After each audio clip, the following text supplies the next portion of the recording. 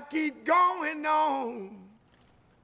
How long must I keep going on to see all these pains in the world?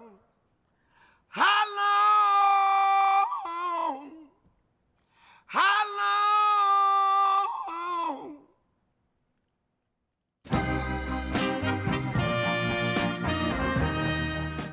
Charles Bradley, it's really great to meet you in person. I've fallen in love with the album No Time for Dreaming, playing it all the time at my house, but I gotta say, as a man with a voice who wanted to sing, what was the long haul that got you to here today? Trusting in God. When everything is failing, God is still the way. So that's what kept me going. And if I didn't believe in God and trust in God, I would never be here talking to you now. You're kind of a man of Brooklyn. You're also a man of the road. And that road, I guess, started in your teens when you joined Job Corps, which was a program set up by Lyndon Johnson to provide vocational training for young people. Before I went to Job Corps, I was living in the streets. I was living in subway trains, old cars, anywhere I can find a place to lay my head. And I saw myself was going down. I saw that back in those days, everybody was using drugs. They was going into heroin, shooting up. I had no place to stay. I used to go and stay with them. And I used to watch them shoot them. They just hold the needle while they shooting in their arm, and they try to get me onto it. And then I started giving up on myself, and I saw myself going down. But then I heard a thing called Job Corps. You can go away and they give you an opportunity. And I took up cooking, and on the side I was doing my music. I always carried my music with me. So when I went to Job Corps, everybody says that guy looked like James Brown. And they said, man, do you ever think about joining James Brown? They gave me a little gin. I got a little Pepsi. And they had the microphone, everything, the band in the gym. And then they gave me the microphone, and I went acting crazy, grabbed the microphone and said, oh man, this guy knows his stuff. So stay alert, it's got to work, or you end up on the spot. No time for dreaming, gotta get on up, gotta do your thing.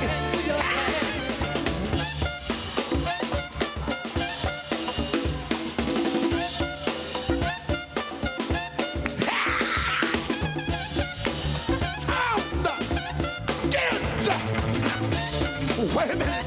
Yeah! No time for dreaming. And that's where people started really seeing me, and I formed up a band there. But back in those days, that was during the Vietnam War, and my band members got drafted into the Vietnam, and that's how we broke up.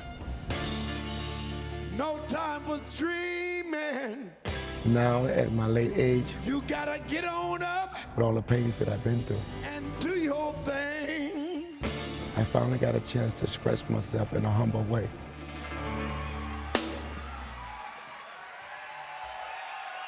And now Daptone Records gives you a home to make your music. When they found you, you were singing in Brooklyn, in a place called the Tar Heel Lounge, doing an act called Black Velvet. They called me Black Velvet, a.k.a. James Brown Jr. They told me, they said, man, I ain't never seen nobody come close to James Brown as you do. Because when you get on stage, you just put it all into it. I said, if you're gonna give something, give it all. So right now on the stage, I'm a little more calm because they want me to stay calm. But you turn me loose. Uh-oh. Every night, when I look into your face, I know, baby, I know it's you that make my life complete. Oh, baby.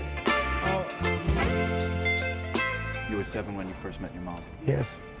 I first saw my mom, I was about 7 to 8 years old. I came to New York and I lived with her, and she was, oh my God, I couldn't take it. I was living in the basement where I couldn't see a 15-watt bulb, dirt rug, and those rats used to jump on my back and jump on the floor. My mother got bit by a rat. She was paralyzed for 6 months. She had rabies all into her body, and she was trying to make up to us. So I said, Mom, forget about the past. let's know each other from now on. I takes care of her. She's 87 years old. I pay her bills, I pay her mortgage, I pay everything to keep up. When you were hanging out with those junkies years ago, was that temptation ever there for you? Oh, yes, especially when I'm going through tribulation, when I thought that my mother wasn't there, never seen my father, and there wasn't no one to lean on to help, to show me the way. That's why you hear me talk about God so much, because that was the only thing that I had to hold on to. Your songs have these incredibly socially charged lyrics. The world is going up in flames. And then the next line is, and nobody wants to take the blame. That's true. Our golden rule, which says, how can we stop the changes going in America today? Go back to the golden rule. I think of Curtis Mayfield again, you know, in this socially conscious soul. All across the land in America, people's losing their home. People's just going in shelters. They have nowhere to go. It's time for a change in the world today. This world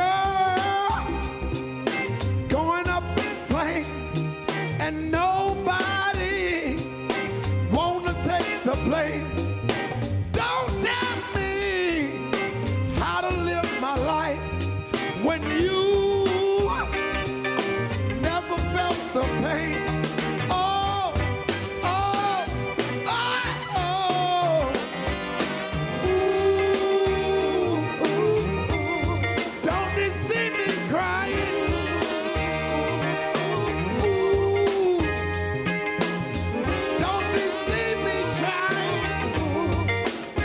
You're in your 60s. I know age is not 62, so you don't mind talking about it.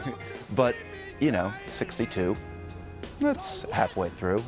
But you're just getting started now with this music thing. How does that feel? I mean, what's next?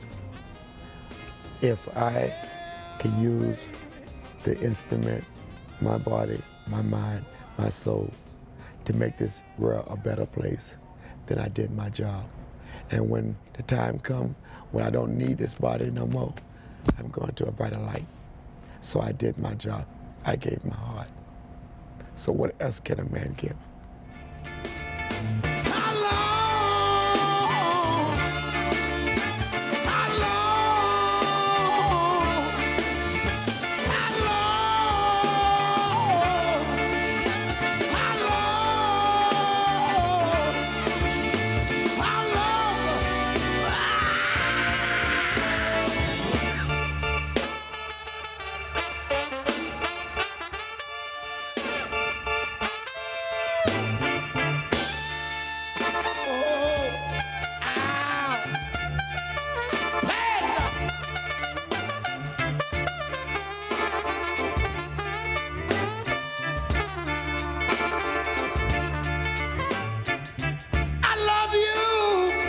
Thank you, ladies and gentlemen. I love you.